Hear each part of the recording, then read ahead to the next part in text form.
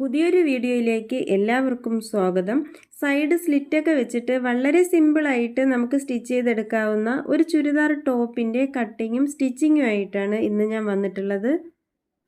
അതിനായി ഞാനിവിടെ 2.5 മീറ്റർ നെറ്റിൻ്റെ ഫാബ്രിക്കും 2.5 മീറ്റർ ക്രേപ്പ് ലൈനിങ്ങും ആണ് എടുത്തിട്ടുള്ളത്. 40 ഇഞ്ച് ചെസ്റ്റ് സൈസിലുള്ള ഒരു ചുരിദാർ ടോപ്പാണ് ഞാനിവിടെ സ്റ്റിച്ച് ചെയ്തെടുക്കുന്നത്. നമ്മൾ എപ്പോഴും തുണി മടക്കിയിടുന്നത് പോലെ തന്നെ 4 ആയിട്ടാണ് ഇവിടെ മടക്കി എടുത്തിട്ടുള്ളത്.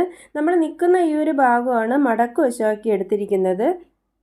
ആദ്യം മുകളിൽ സ്ട്രൈറ്റ് ആയിട്ടൊരു ലൈൻ വരച്ചെടുക്കാം. പിന്നെ ഇവിടെ ഷോൾഡർ എടുക്കുന്നത് 7 ഇഞ്ചാണ്. അതുപോലെ തന്നെ ആം ഹോളും 7 ഇഞ്ചാണ് എടുക്കുന്നത്.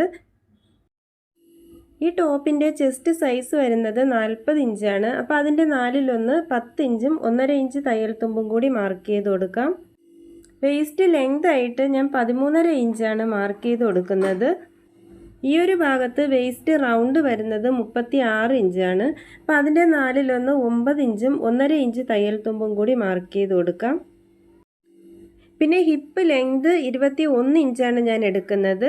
ഇവിടെ ഹിപ്പ് റൗണ്ട് വരുന്നത് 40 ഇഞ്ചാണ്. അപ്പോൾ അതിൻ്റെ 4-1 10 ഇഞ്ചും 1 ഇഞ്ചാണ് തയ്യൽ തുമ്പ് കൊടുക്കുന്നത്.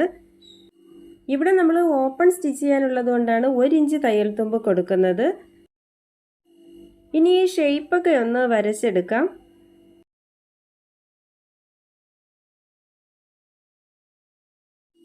പിന്നെ ലൈനിങ്ങിൽ നമ്മൾ ഇറക്കം എടുക്കുമ്പോൾ ടോപ്പിൻ്റെ ലെങ്ത് എത്ര ഇഞ്ചാണോ അതിൽ നിന്നും 1-2 ഇഞ്ച് കുറച്ചിട്ടാണ് എടുക്കുന്നത്. ഞാനിവിടെ എടുക്കുന്ന ഇറക്കം 40 ഇഞ്ചാണ്.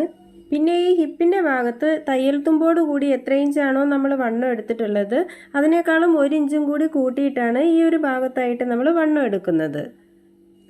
എന്നിട്ട് ഇതുപോലെ വരച്ചെടുക്കാം. എന്നിട്ട് ആം ഹോള് ഷേപ്പ് ചെയ്തെടുക്കാം. നെക്കിൻ്റെ അകലം ഞാൻ 2.5 ഇഞ്ചാണ് എടുക്കുന്നത്. എന്നിട്ട് ഷോൾഡറിൻ്റെ ഭാഗത്ത് 1/2 ഇഞ്ച് താഴ്ത്തി ഇതുപോലെ ചരിച്ചൊന്ന് വരച്ചെടുക്കാം. പിന്നെ ഇതിൻ്റെ സെൻറ്റർ ഭാഗം ഒന്ന് മാർക്ക് ചെയ്ത് കൊടുത്തതിന് ശേഷം 1/4 ഇഞ്ച് അകത്തേക്കെടുത്ത് ഇതുപോലെ അല്പം കുഴിച്ചാണ് ഫ്രണ്ട് ആം ഹോള് കട്ട് ചെയ്തെടുക്കുന്നത്. ഇനി ഇതൊന്ന് കട്ട് ചെയ്തെടുക്കാം. അതിനുശേഷം ഈ ലൈനിങ് വെച്ചിട്ട് ഇതിൻ്റെ മെയിൻ ഫാബ്രിക്കുകളും കൂടി ഒന്ന് കട്ട് ചെയ്തെടുക്കാം. ഈ മെയിൻ ഫാബ്രിക് കട്ട് ചെയ്തെടുക്കുമ്പോൾ ടോപ്പിൻ്റെ ഇറക്കം എത്ര ഇഞ്ചാണോ വേണ്ടത് അതിനേക്കാളും 1.5 ഇഞ്ച് തയ്യൽ തുമ്പും കൂടി ഇട്ടിട്ടാണ് ഇതുപോലെ കട്ട് ചെയ്തെടുക്കേണ്ടത്. ഇനി ഇതിൽ ബാക്ക് പാർട്ട് മാത്രം എടുത്തിട്ട് ബാക്ക് നെക്കിൻ്റെ ലെങ്ത് ഞാൻ എടുക്കുന്നത് 3 ഇഞ്ചാണ്. അത് ഇതുപോലെ ഒന്ന് വരച്ച് റൗണ്ട് ഷേപ്പിലാണ് ഞാൻ കട്ട് ചെയ്തെടുത്തിരിക്കുന്നത്. ഇനി ഫ്രണ്ട് പാർട്ട് എടുത്തിട്ട് ഇതിൻ്റെ ആം ഹോൾ ഒന്ന് കട്ട് ചെയ്ത് മാറ്റാം. ഫ്രണ്ട് നെക്കിൽ ഞാൻ ക്യാൻവാസ് വെച്ചാണ് സ്റ്റിച്ച് ചെയ്തെടുക്കുന്നത്.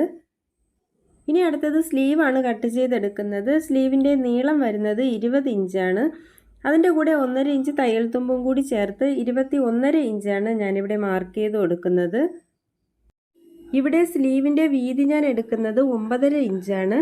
ആ ഒരു അളവ് നമുക്ക് കിട്ടുന്നത് നമ്മൾ എത്ര ഇഞ്ചാണോ ആം ഹോളിന് എടുത്തിട്ടുണ്ടായിരുന്നത് അതിനേക്കാളും 2.5 ഇഞ്ചും കൂടി കൂട്ടിയിട്ടാണ് ഇവിടെ നമ്മൾ വീതി എടുക്കുന്നത്. അതല്ലാന്നുണ്ടെങ്കിൽ നമ്മളിവിടെ ഷോൾഡർ സ്റ്റിച്ച് ചെയ്യാനുള്ള 1/2 ഇഞ്ച് വിട്ടതിന് ശേഷം ഇതുപോലെ റൗണ്ടിന് വെച്ചൊന്ന് അളന്ന് നോക്കുക. അപ്പോഴും നമുക്ക് കിട്ടുന്നത് ഈ 9.5 ഇഞ്ച് തന്നെയായിരിക്കും. ഈ അളവ് തന്നെ നമുക്ക് സ്ലീവിൻ്റെ വീതിയായിട്ട് എടുക്കാം.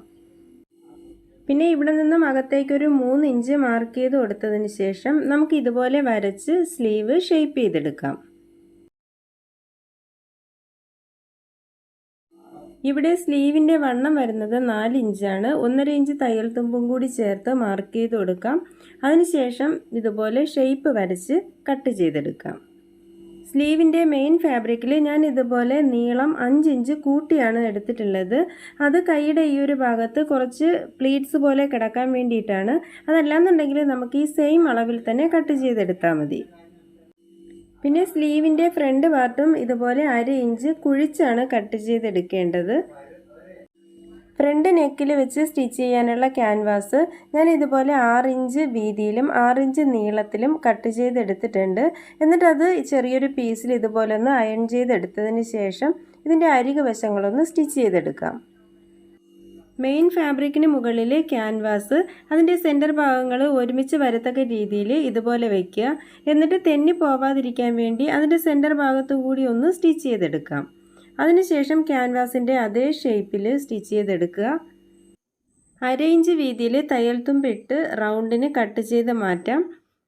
എന്നിട്ട് ചെറിയ ചെറിയ കട്ടിങ്ങുകൾ കൊടുത്തതിന് ശേഷം ക്യാൻവാസ് അകത്തേക്ക് വെച്ച് അതിന് മുകളിൽ കൂടി സ്റ്റിച്ച് ചെയ്തെടുക്കാം. ബാക്ക് നെക്കിൽ ഞാൻ ക്രോസ് പീസ് വെച്ചാണ് സ്റ്റിച്ച് ചെയ്തെടുക്കുന്നത്. നെറ്റിൻ്റെ ഫാബ്രിക് അല്ലാന്നുണ്ടെങ്കിൽ നമുക്ക് ഈ ലൈനിങ് വെച്ചിട്ട് തന്നെ സ്റ്റിച്ച് ചെയ്തെടുക്കാവുന്നതാണ്. അങ്ങനെ സ്റ്റിച്ച് ചെയ്ത് ഷോൾഡറും കൂടി ജോയിൻറ്റ് ചെയ്തെടുത്തിട്ടുണ്ട്.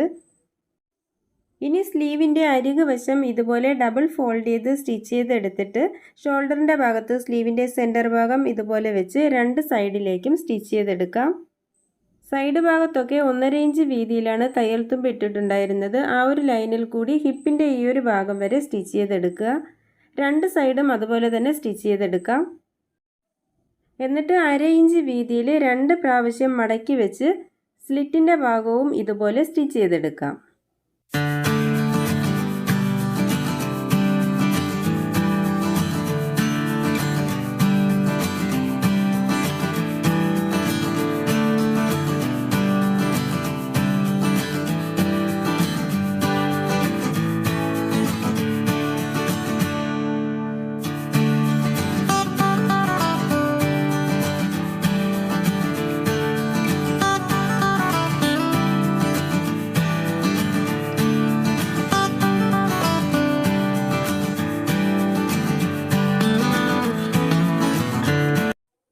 ഇങ്ങനെ തയ്ച്ചെടുത്തതിന് ശേഷം ബോട്ടം ഭാഗം കൂടി 2 പ്രാവശ്യം മടക്കി വെച്ച് സ്റ്റിച്ച് ചെയ്തെടുക്കാം. അങ്ങനെ വളരെ സിമ്പിളായിട്ട് തന്നെ നമുക്ക് ഈ ഒരു ടോപ്പ് സ്റ്റിച്ച് ചെയ്തെടുക്കാം. എൻ്റെ വീഡിയോ നിങ്ങൾക്ക് ഇഷ്ടമായെങ്കിൽ ലൈക്ക് ചെയ്യാനും നിങ്ങളുടെ അഭിപ്രായങ്ങൾ കമൻറ്റ് ചെയ്യാനും സബ്സ്ക്രൈബ് ചെയ്യാതെ കാണുന്ന കൂട്ടുകാരുണ്ടെങ്കിൽ ഒന്ന് സബ്സ്ക്രൈബ് ചെയ്യാനും മറക്കല്ലേ. ഇനി പുതിയൊരു വീഡിയോയുമായി നമുക്ക് വീണ്ടും കാണാം.